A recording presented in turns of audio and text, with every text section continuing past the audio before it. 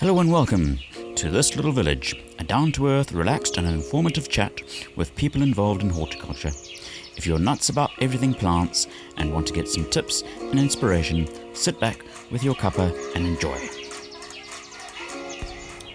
Today I'm going to talk to Elliot Wollen, who founded Hertfordshire and Essex Community Farm in Harlow at the age of 22.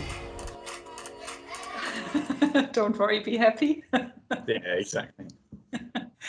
What I wanted to start with was actually asking you, because you predominantly grew up in Harlow. Can you just tell me something about Harlow?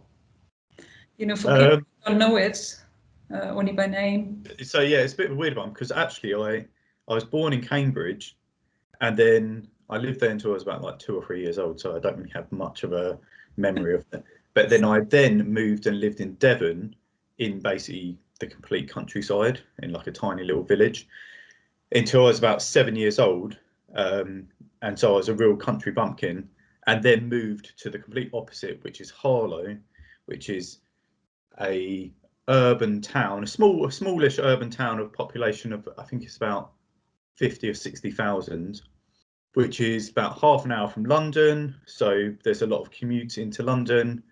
It was a new town after World War II. So a lot of people moved from London, and that's where from my like grandparents lived in like East London and moved to Harlow after World War II, and then part of the new town development. Harlow in itself, it was built around green spaces.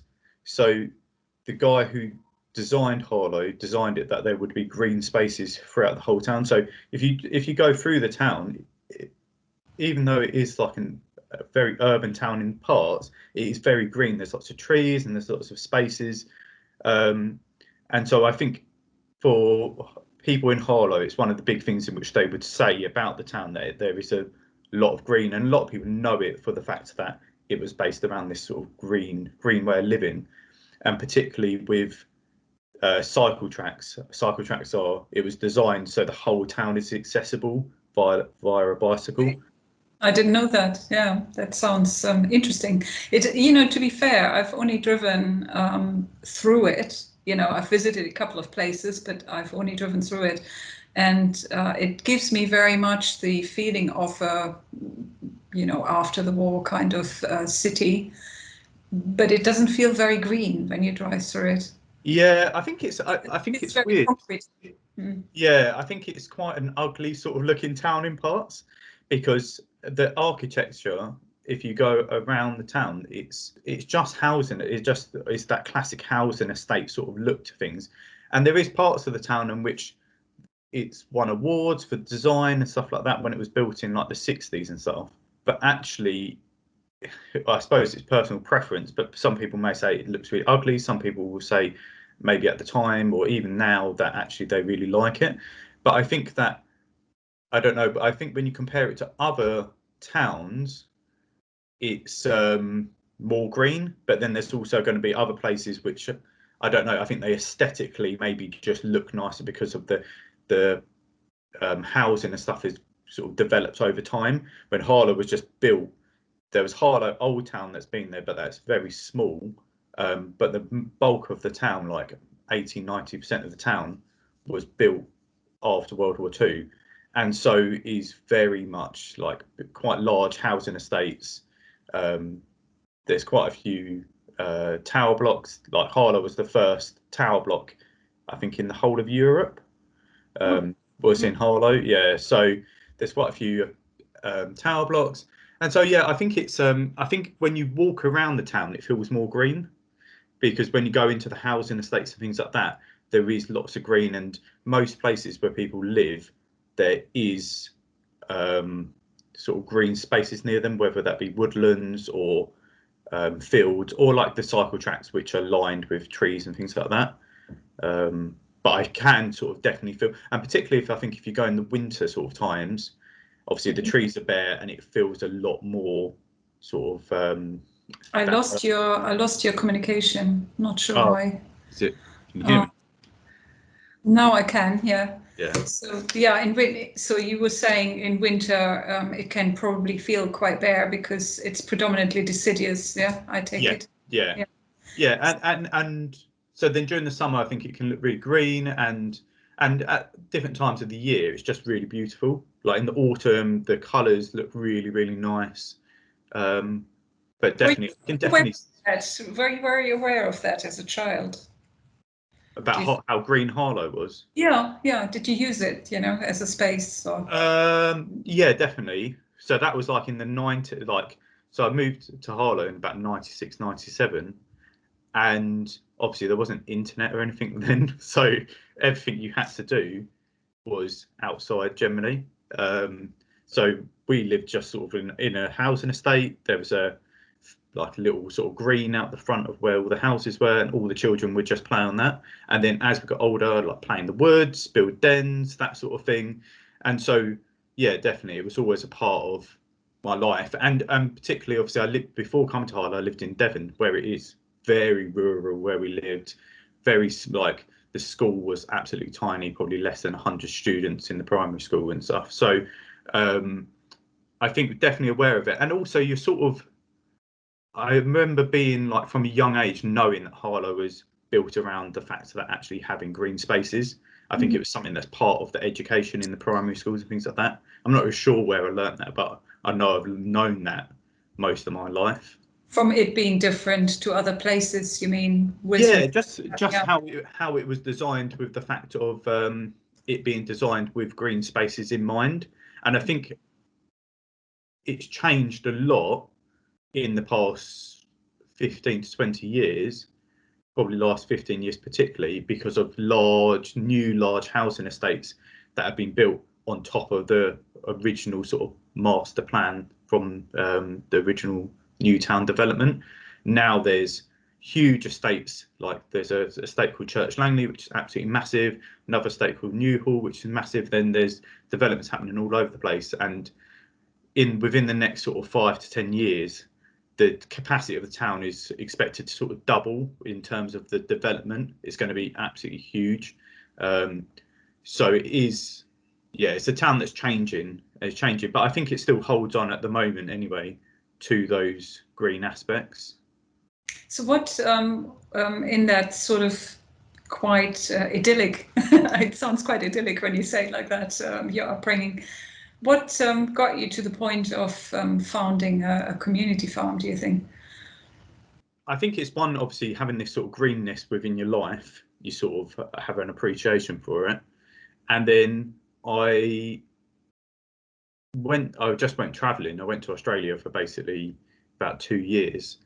And while I was there, I traveled all around the country, and to fund that, I just worked on farms at different places. I started in Perth, and I worked all the way around to Darwin, right the way down the centre to Adelaide. I think it's Adelaide at the bottom.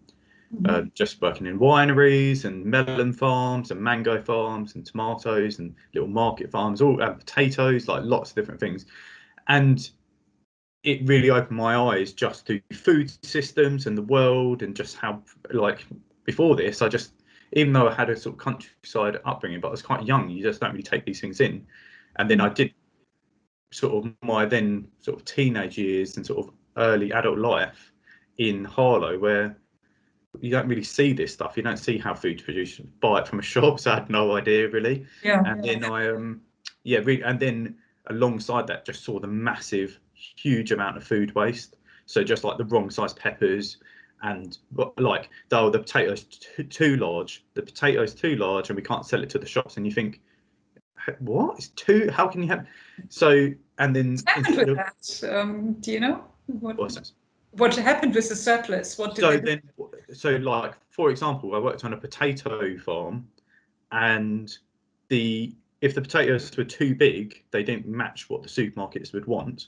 And so you might have like the largest potatoes I've ever seen in my whole life, the size of like near sort of, not as round, but like big football size things.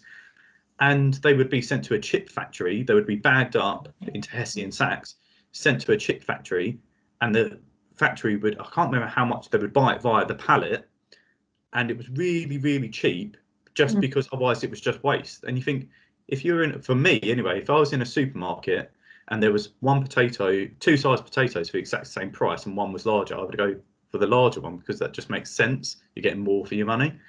But because we've all been fed this, okay, this is what this product should look like, and supermarkets push that onto us, and the sort of retail industry, then we're not given that choice anymore. It's sort of Yeah, don't you think that was our decision though, potentially, by buying something more uniform that looks prettier, let's say? Yeah, potentially. I think it's I think we're all like, as like human beings, we're all drawn to things that probably look a bit nicer, but the reason why we think it looks nice is because obviously we've been manipulated to feel like that, for it to be okay, that's what this product looks like. If you go obviously back 50, 60 years, it was very different. Food systems were different.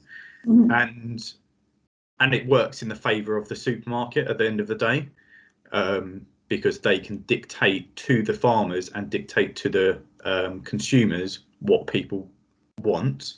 And then like you might see it now if you go into a supermarket and they have, like, I know Asda were doing it and other supermarkets, like wonky veg boxes, and it's like a novelty, and people, and you're still paying, it's not cheap, you're still paying quite a premium for this because it's a novelty item, and you think, why is it a novelty item? This is still just food. It might just be the carrots a little wonky, or the potatoes too big, or it's got a bit of a hole in it.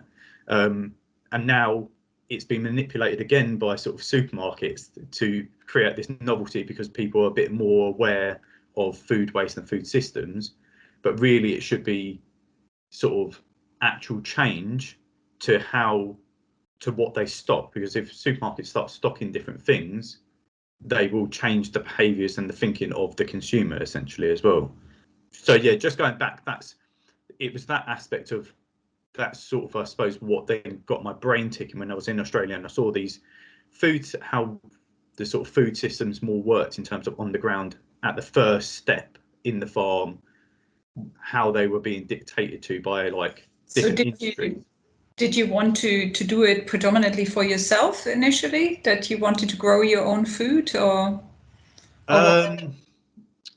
so I think it's just like a thing of just being like really shocked by it in the first step, and then just I've always had a thing of like, what can I do about this in my brain, that I just think, okay, this is wrong. And I've never felt like well, I never like to think, oh, I can't do anything. Try and think of something that I can do to sort this out. So when I came back to the UK, I then moved into a house with there was about 6 or 7 of my friends. We rented this large sort of 5-bedroom house together, and my initial thing was, I'm just going to try and grow food for all the people that I lived with. So I built this planter in the garden, and I just sowed some sort of different vegetables and things like that in there, and found, oh, do you know what, this is actually relatively easy. It's not as hard as I thought it would be. And I'd sort of already sort of had a bit of a sense of that when I worked on farms in Australia, but I wasn't really involved in the propagation aspect of it. I was just involved in more the maintenance and sort of harvesting. And then that sort of really got my I don't know, my thinking going, when I sort of thought, oh, do you know what, I've built this little planter and I'm growing some salad and carrots and things like that. And then I thought, okay, I'm going to put myself down on the allotment waiting list in Harlow, which I did, and then found out, okay, you're going to be waiting 5 years, if not more, depending on whereabouts you live in the town and what allotment sites you want to sort of try and get a plot on. So then I thought, okay, I don't want to wait 5 years. I want to do it now. I want to do it right now, because yeah, I had the energy to do it. And that's sort of, I suppose, where that it sort of sparked. Then the process started from there. Wow. So how did you come by the land? How did you go about that? So like I said, I put the name down, put on the allotment waiting list, found out it was just going to be too long. And then I just thought, I'll just look anywhere, any little bits of land anywhere. So I just sat on a computer and would just search on Gumtree, on just whatever websites that I could find. I tried to speak to as many people as possible to sort of just see what was going. And really at this point, there wasn't a thing in my head. I wasn't saying I want to start a community farm at this point. I just wanted to get some land to grow some food on, because the house in which I rented with my friends as well, the garden was completely astroturfed. So there was no additional room for growing food. So I had it's not like I could expand what I was doing currently where I was living. And then I just found on Gumtree this advert for, and it said, this was in 2012, I think it was. And it was basically an advert for a piece of land that was coming up for lease. And I just emailed the person, and I think it was 3 acres of organic land. And I just emailed the person, and I just said, I'm interested in renting this basically, or leasing the land, just on a bit of a whim really. It didn't really have too much of didn't think I'm going to do a community garden or farm or anything like this, and then didn't hear anything. And that would have been in the spring of 2012, sorry. And then about 6 months passed, and it was sort of in the autumn time, and just I was working at the cinema at the time, and just randomly out of the blue, I just got a phone call, and I was on the foyer in the cinema, and my phone rang, and I answered it, and this person said, hi, I'm just calling because you put an inquiry in about this piece of land, and it's coming up for lease in April if you're still interested. So in April 2013 it was going to be available.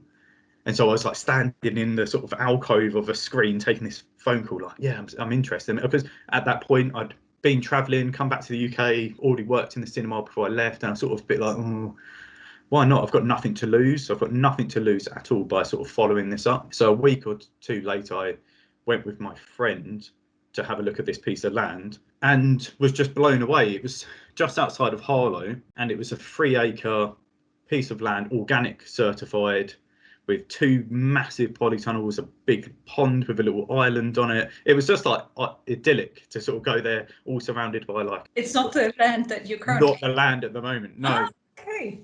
Yeah. And so that then sparked this thing in my head where I thought, right, this is too good to pass up. And then I just thought, okay, what can I do with this? But I don't want to like let this go. And then it just sort of, what can I do? This opportunity's here. And this doesn't just happen to like just people like me. Like this is a bit of a weird one. And then my brain just whirred and I thought, maybe like some sort of community farm or something like that. And then essentially that I just spoke to lots of people. I just spoke to as many people, my friends and just different people, about this idea that I had and want to try and start this community, and looked at what was already going on in the town, and there was nothing really in sort of communal growing and sort of that type of project, and just ran with it as much as, and pretty much haven't stopped since. So you initially started off on this organic certified land? Yeah, this is where I completely skipped over part of that actual what happened then. Sorry. Yeah, so then I spoke to the local paper and got them to put I've got it at home, like it's a little cutout, and it's me just stood in front of this land saying, and it says something like Elliot wants to start a community farm or something like that in like big title. And I started this. I got people together, and we all met at the pub. And there was about 20 or so people that come along to this meeting who were interested in this project and this idea that I'd sort of come up with. Everyone sat there, and I spoke about what I was thinking of maybe doing, and I'd done a lot of research into other community projects at this time. People were interested. I thought, okay, other people were interested. This is not just something that I'm interested in. This is actually something, and I always knew that actually it would take lots of people to do something like this. And so we then started a crowdfunder campaign to raise, because the lease for the land, this original piece of land that we were going to be on, was £3,000 I think a year or 2 years or something like that. And then obviously the cost to sort of get it up and going. So we ran a crowdfunder campaign to raise £5,000, which it raised, I think it was like £5,150 in the end. And then we did a fundraising evening at the local music venue, raised another about £1,000. So we had £6,000 in the pot, and we were like, right, we're ready to go. We can lease the land. By this point, there was a lot of sort of momentum behind what was happening. People were very interested, and the local newspaper were really behind it, and local councillors and stuff like that. So it was exciting. It was really interesting sort of time sort of in the formation of it. And then on the day that I was going to the land to sign the lease, the owner of the land, this lady, called me, and I was actually at the gate because it was a gated sort of piece of land, and I was ringing the buzzer, and she called me on my phone, and she said, because we've got plans to develop it and put basically housing on that in the future. Oh, yeah. If you start a community project on it, we won't get planning permission, which is very true. It's very true. But obviously, this is at the point where we'd raised all the money. So at first, we had this idea where we had the land, but we had no money. And then it flipped on itself, and we had the money and no land. And so we're thinking, oh my God, I've got £6,000 of people's money who they put into this idea, and no land. Which then, fortunately, the council had a derelict allotment site in Harlow. So I was sort of panicking and trying to look around, and found this derelict allotment site, which they then have allowed us to then use to start the project on. Wow, and that is a piece of land I obviously have seen. Yeah. I've been to the farm and some time ago, and it's very impressive, I thought.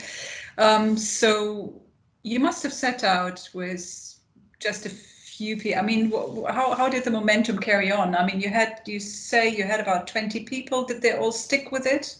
And did they draw in more people, or how did the setup work? Because I'm sure it's quite difficult to keep the momentum going once you start something like this, right? Yeah, no, yeah, 100%. I think because it was completely new, and to explain it to people, I think it was good because we built up this momentum, and there was people who really understood and really invested into it at the start, and it was great. But then to say to someone else in a place in which none of this hadn't ever happened before, we're going to start a community farm and this is what it's going to be like, people are like, what? Like, they couldn't envisage, there was nothing to compare it to, so people couldn't envisage or get an image of it in their brain. That people are very confused, and I think people miss out community and just hear farm and think tractors, pigs, cows, and all the imagery in which that throws up. And so people are like, but how is that going to happen? And particularly when people would see the piece of land, which is the land that we're using now, is just over half an acre. So it's not big enough to have pigs, cows, tractors on. People just couldn't see how that was going to turn into something that was actually going to be a community growing project. But this core group in which we had at the start, on the first day we went down there, and it was completely derelict, full of fly tipping and brambles that were like 8 foot high and been growing for the last 30 years or so. Came down, we had about 30 people on the first day, and people just went for it. And we had this guy that contacted us and said, I've got this mini tractor, and he would just manage to fit it through and bash down all the bramble. And we managed to clear the site and sort of get it all down to ground level, all the bramble, so we could see it on the first day. And then from there, it's then back-breaking work, months and months and months, because there's no power, there's no mains electric, no mains water, anything's completely off grid, to then dig out all of the bramble roots and dispose of them, basically. So that's then when it becomes more difficult, because you haven't actually got anything at this point. The land is just still sort of sparse, and the job is digging out thousands and thousands of massive bramble roots the size of this, and they all sort of interconnect, and loads of stinging nettles and bindweed, and you're coming across glass and odd bits of metal and washing machines. And so how did you get everybody, because I'm sure by that time people were dropping out, right? Exactly. So how do you keep that going? I mean, did you make events or? Yeah, we would do like regular it sort of developed over time. We would have, I think, like I say, there was this core group who really stuck with it, and still a lot of them have stuck with it to this very day. How many was that? How many persons? So probably out of that core, like say from the first day of the first people that come, there's probably half of them that's still involved. So okay. 15 people, which is amazing, but no, it's difficult. It's really difficult to sustain that. But I knew that was my role, was to continuously push it forward, And I knew at that point in my life when this started and I was like, right, I'm going to do this project, there was loads of people that doubted it, loads of people that said it's never going to happen, and I'd have people that come up to me and say, you're a dirty hippie, and honestly I'd have like lots of like people and lots of people that just be really quite offensive about, actually we're just trying to do something good, and they're just, I think we're all, a lot of us quite young, I was 22, 23 at the time, so they would just think, oh, they would look at us and think, why do you want to do this? Generally sort of charitable type things is sort of like more people who are older and particularly starting the projects, and so I think they just thought, oh, you want to have parties on here and you're going to grow cannabis, smoke something. yeah, exactly, and it's not ever going to happen, and so I just knew that actually we had to prove people wrong before they believed in it. Was that a strong drive for you, maybe even to no, prove 100%. people wrong? I couldn't have it that wasn't going to work. It wouldn't work if the community wasn't behind it, but the community was behind it. But I think the issue is that it was hard for people to understand what it was going to be. I think people supported it. I mean, you said, oh, it's going to be this, and people were like, brilliant. But it's really hard for people to, and I can completely understand, for people to come down week after week and just be digging up brambles. So there'd be times where I was down there on my own and I'd be in the rain digging up brambles, and you have to be that person that continuously pushes it forward, and that will then spur other people on to continue with it as well. So did you have from the beginning this image, because nowadays you obviously have a lot of project tied into with that farm, like you have the educational aspects, you've got a lot of events, organizing lots of events there, community events and music events and all sorts of things. So did you have that sort of image from the start of the opportunities you might be able to create with it, or that evolve over time, do you think? It definitely, I think there were some aspects, of things, but it was more around, I suppose, what we can grow. But it definitely evolved over time, and people bring these things with them, and people say, oh, how about this, and different ideas that people bring and life experiences, and it changes it, and that's the big thing about these things, is as the person that sort of, I suppose, is that you have to be malleable to the ideas and how things are going to develop. I think that's the big thing now that is, I think, surprising, and it's just amazing to what it has achieved. Is that actually an honour that I didn't think that any of this would happen, really. I just thought we would grow some food, and then so sort of what happened beyond that is amazing, and it really is. And I sort of knew this at the start, that actually it would take lots of people to make this happen, but how that would develop the project and how that would change things, I had no idea. Yeah. So did you from the start? I mean, I'm assuming you're organic, as much as you can be. Was that the idea from the start? And did you have particular difficulties, especially when you're thinking about using a bit of wasteland, right? You didn't take a ready-made organic classified, as you initially set out to do. So was that difficult to set it up for sort of sustainable use? Yeah, and particularly like having no background in any of this stuff. It's not like I did any training or anyone had any specialized skills. It's you had nobody on board either that had any particular skills in that area. Not really. Like, we just Googled a lot, did a lot of Googling, if I'm perfectly honest, and we just learned things as we went along. There would be people that come along, like there'd be like an old guy that come along who's got an allotment down the road and say blah blah blah about different things and tell us things, and we'd learn from that. And but generally it was, people might bring little snippets with them, but most of it was trial and error, learn as you go, Google things, read lots, that sort of aspect of things. These things then develop still, because it was always the intention of it be organic and will grow as sustainable as possible.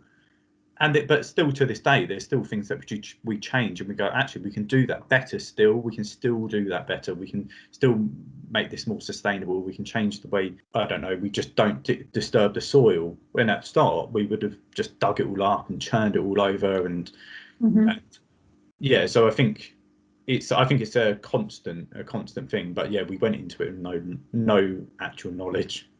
I mean, you were mentioning at the beginning it's off the grid, right? So I'm assuming by being in that position, you already have to think about water management and things like that, because it's just not readily available, right? This is the thing. There was loads of challenges that come up. This was just let's go for it, and there wasn't any prior planning or anything like this. Really, it wasn't. We had some meetings. Everyone fed in their ideas, and okay, I want to be involved, and this is what I can sort of bring or do and stuff like that. But we didn't really think, how are we actually going to manage this project? Like, how is this actually going to work when we're growing things in the summer and we have no water? Like, how's that going to work? And we just solved it as we went along. So at first, when we first started, I sort of went around, I bought loads of different sort of things online. So I bought massive rainwater catch tanks and a shed and things like that. So we hooked these different things up. And so we had one shed at the start, we bit a gutter in, and it went into a large sort of tank. And that's fine during the sort of early spring when you've got rain. And then once it comes down to summer and there's no water, you're thinking, how do we keep these plants alive? So, and then at first I was bringing barrels of water from home, like 50 litres at a time, pouring it into this large tank. And then it just obviously goes, and you're having to do that pretty much every other day or so.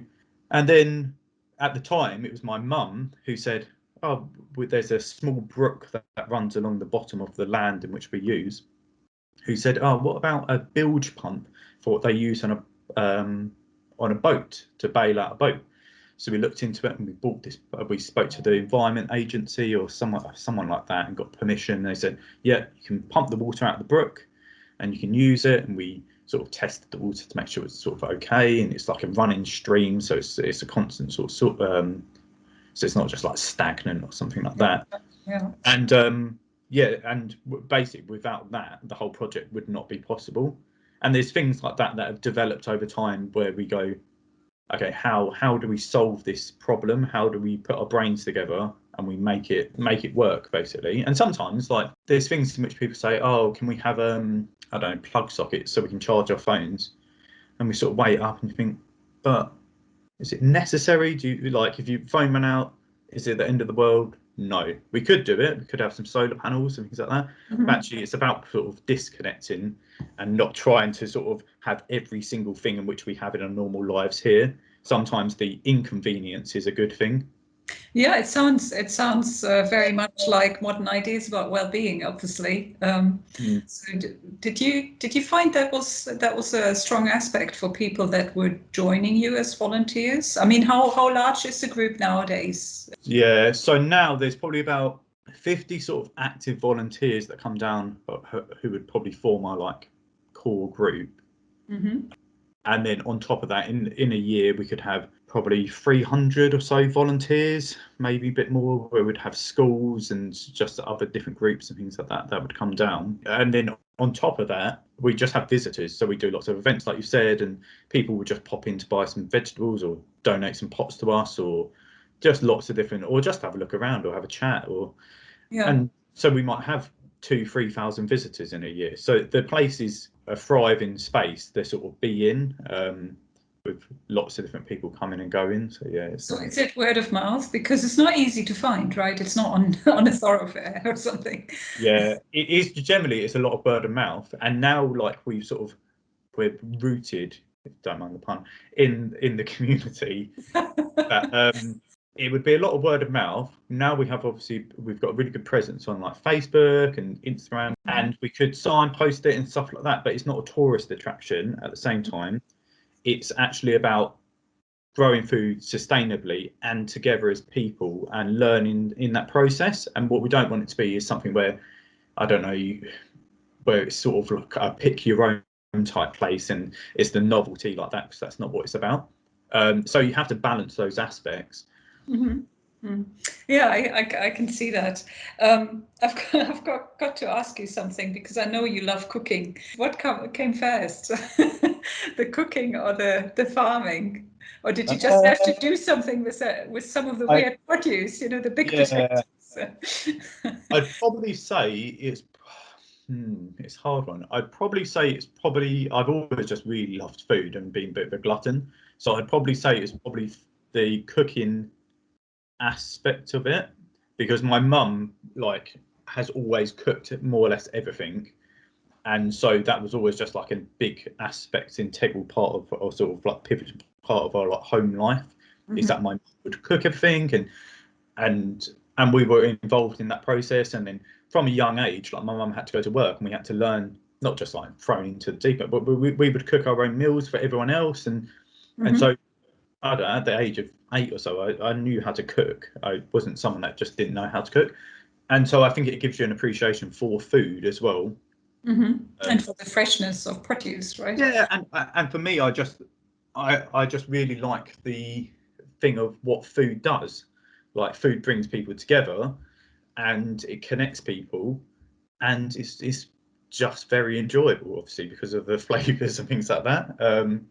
And so I would say that cooking came first, and then growing the food sort of, I suppose, came second. And I think the growing of the food, it just happened by experience, really. I just experienced more things. I just thought, and I learnt more about the world, and I thought, well, this is wrong. And I suppose it was more through activism that then led me into food growing. And there's a thing where it's like, I've read something before, and it's like, oh, it's something like, what greater sort of power to have than to grow your own food, because you're taking back control. That's a part of life that you can actually take control of. You know exactly where that food's come from, how it's been grown, and that's quite a powerful thing. And I still live and think that now. It is, and obviously not a lot of people wouldn't be able to do that if they don't have a garden, unless there are projects like this one. I presume, right?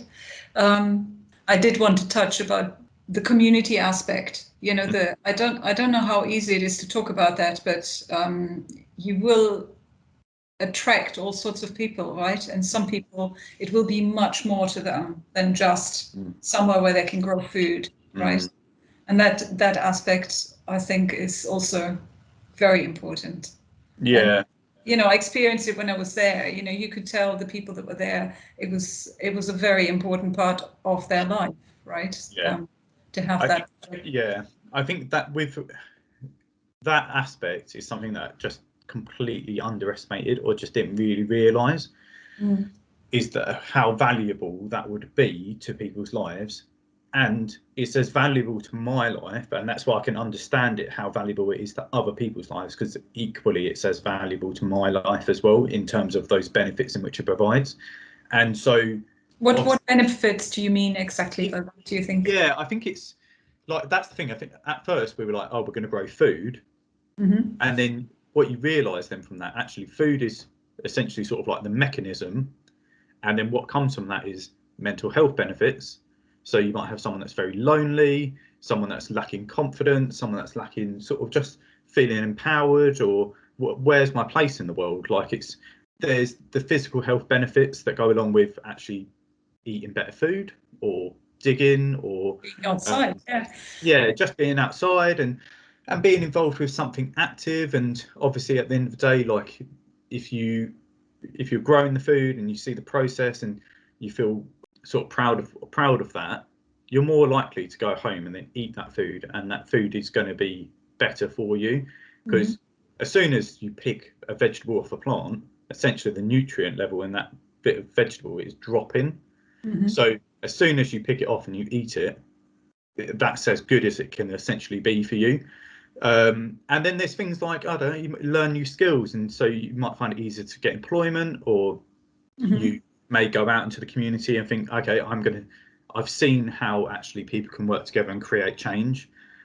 I'm going to go and do this, or I don't know, go litter picking around this park. And I think a big thing is just like community cohesion.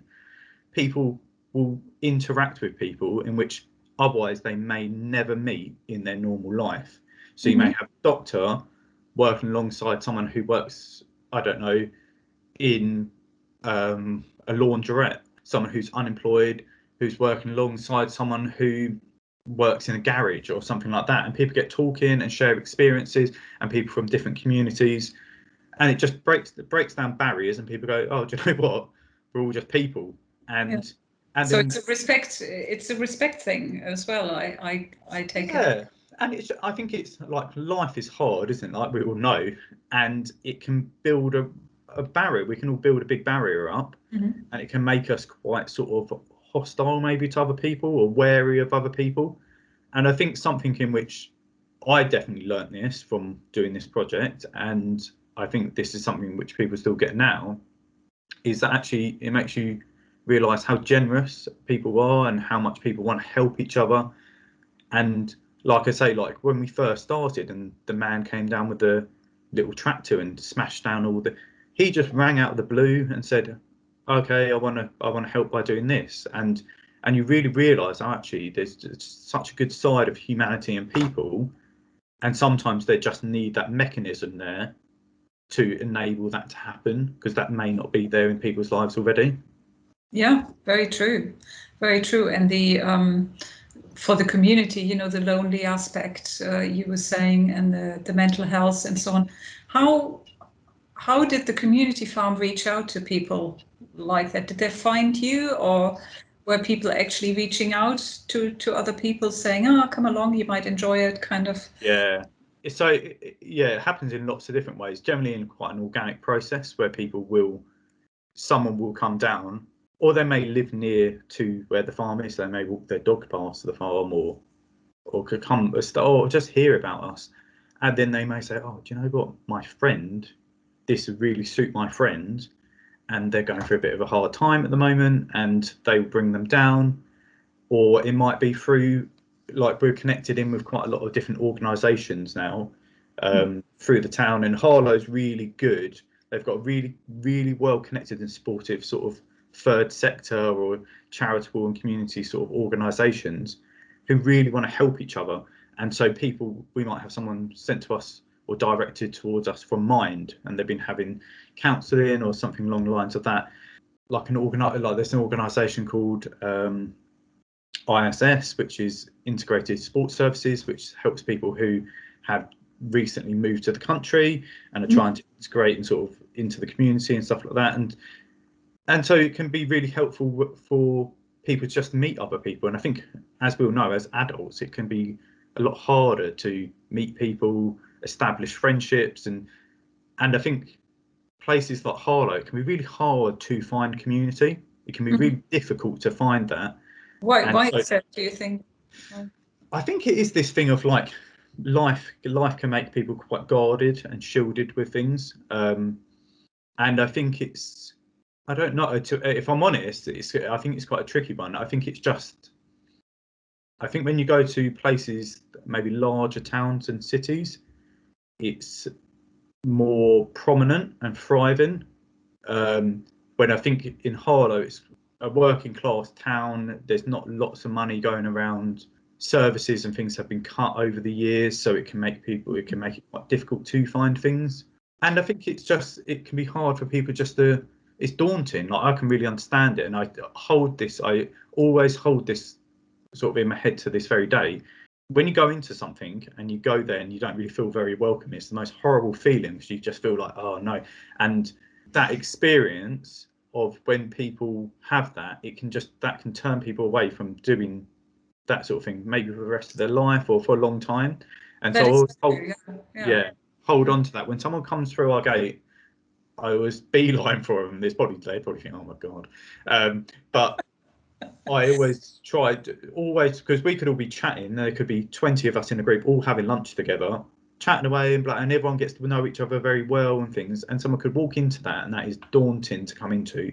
So I always try, and other people do really make the effort to actually approach the people. It's good to lead by example, right? Because it takes a lot of courage, I think, for a person to come into that initially, and then when you feel you're gate crashing an established community, to come back, it makes a big difference if you actually make that person extremely welcome. And particularly, let's say if you're going down somewhere because actually you've recently been feeling really anxious, or you've recently moved to the country, or you don't speak the same language, or you've just there's other issues going on in life, and then you turn up and people not being friendly to you, but they're not making an effort, Mm. it's going to feel like, well, this is not the place for me, and that may put you off doing that in other ways, and have then lots of other impacts onto that person's life, where psychologically or physically. So I think we're sort of in a sense duty bound to Yes. make people Yeah. feel as welcome as possible. Yeah. How many young people do you have? I mean, I'm speaking like really young adults or kids, you know. Yeah, it's a strange one, because I think these things, they go through like phases, and when we first started, we were majority probably around about that 25-ish age, and now we're probably more, the average age is probably around about 40. Mhm. But we have people who are in secondary school. We say to people that if you're below the age of 18, you have to come with someone who's 18 or over. Yeah, fair enough. Mm. And so obviously we might have someone who's a teenager, might be 16, and contact us and say, can I come? And we can't, because you have to, and they don't really want to hang around with their mum at the community farm. But it's just a difficult one. But then we have secondary school groups that will come down, a group of 30 students, Mm-hmm. and come down for 4 hours or 5 hours. We have that good few times a year, and I purposely make a very big effort. So when they come down, we give them a barbecue for free. They do lots of really interesting sort of tasks. So there'll be lots of digging up potatoes, things like this. So what was the connection? I mean, you must have envisaged that was going to be a good connection, right? Educationally, or to the schools of that sort of age group. You know, normally people target like primary schools or something for things like that, right? Well, I think it sounds as if it's a really good thing for teenagers. Yeah, when we first started, in the first sort of year or so, I used to work with these two students from one of the local secondary schools, and it was part of the alternative provision, because of sort of helping with behaviour and things like that. And they would come down to the farm 1 day a week for 3 or 4 hours. So is that something set up by the council? Sorry, I don't. That was essentially set up by us, and I think the secondary school just contacted us, and I said, yeah, okay, we do that. And at the time, I was able to, like that, so I just done that for free, and we'd have these two students that would come down. At the time, I worked in the cinema, so then what I did was, in the evenings, I'd work in the cinema, and during the daytime, I would be at the farm doing all these different things. And and they thrived, absolutely loved it. And in a sense, like these two students would be like the naughty children at the school, and at the community farm, it's a different environment, and it's about building confidence, and actually you can do this and you can learn, and it's not like, I'm dyslexic, so I can completely understand that thing of like sitting in a classroom at a desk with a book is like the complete opposite to the things in which I want to do. So I can get it. I completely get it when someone comes down to us, and particularly a teenager, and in school they may be one way, and it may not be the right setting for them. And I think it's then our responsibility then to support people, because I had that support, and if I didn't have that support, then life could have been very different. Did you have to teach yourself and skills that, I mean, it's all a steep learning process, right? To deal with youngsters that might be difficult or not willing to listen. I think it's I think now, like, obviously learn, like, this is 7 years ago or so learn a lot since then, in terms of this sort of thing. For me, I just think the key thing with this is just treat these people like people, with respect and dignity. And sometimes I think frustrations and things like that in schools, and this is not me knocking schools, but I just it's hard, it's very difficult, and I think sometimes it's just taking the young person out of the setting into a new setting, and there's lots of emotions that could be connected to the school. So when they automatically go in there, you think, oh god, it's this place again, and I'm going to get treated like this, and you're going already in with these thoughts and feelings. When you go into a new place, you're starting afresh.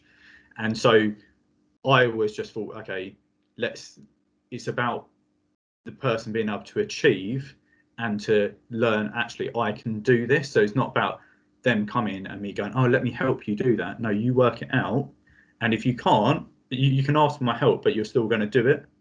And that's essentially, that aspect is still what we do now. Like, and I think obviously in those formation years of the farm, it teaches you a lot of actually what's the right and the wrong way to do things. And if you just hand things to people, it's the wrong way to do things, because actually that's not empowering them to be able to do it themselves. This is about empowerment, and this is about learning, and it's about having a supportive sort of environment. And still now, that's exactly what we would do if someone came down and said, I don't know how to do this. Okay, cool, that's fine. Like, why would you know how to plant potatoes? Like, you're not born knowing this. Like, don't be hard on yourself, but let's learn it. Yeah, sounds as if you've done a lot by instinct that then you also learned in the process, right? By the end of it, as is, you know, normal if you're, I suppose, if you're open to it, to the experience. So what happens with the food? Because you touched on that before. Obviously, you take things for your personal cuisine, I'm assuming, but what else happens with it? You mentioned that people come down sometimes and buy, you know, like a market stall or something, I'm assuming. Explain a little bit about that. So, like, we would start harvesting food from probably like end of April, May. So starting with carrots and things like that, right through until late October, probably end of October. So for a good about 6 months of the year, we'll be harvesting, and obviously you have those peak times in the sort of summer.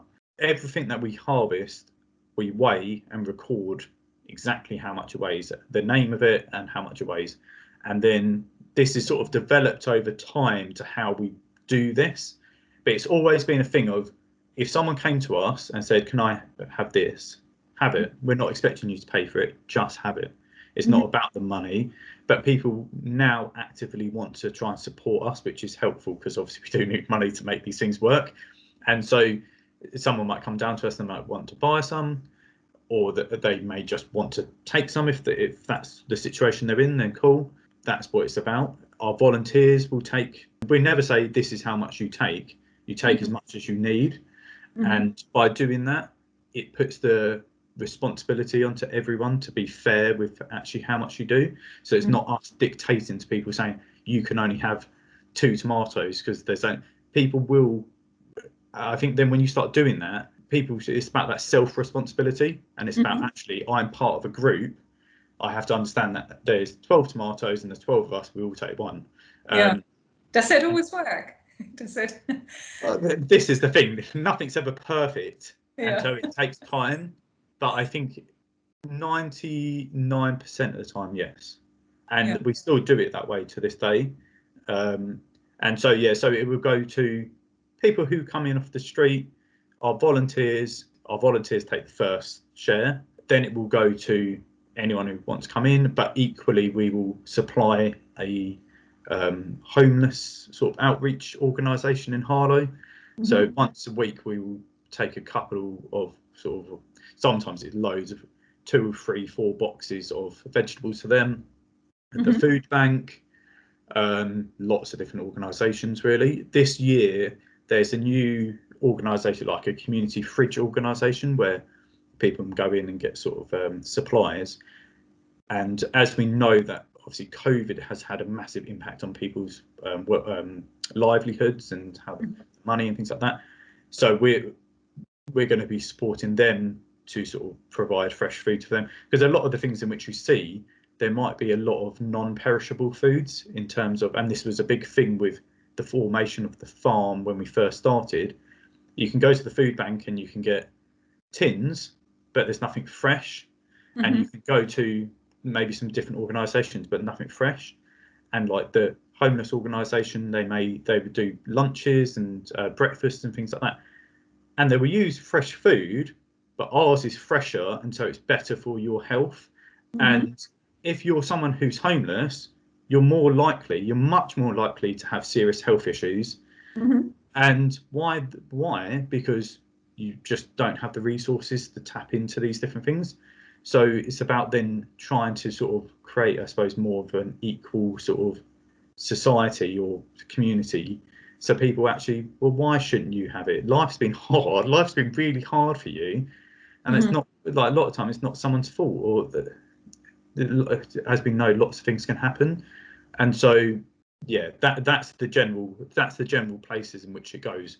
But I always, and it is a thing where people say, they've just taken all those carrots and not put any money, because we have a little donation thing. So if people want to put, I say, it doesn't matter.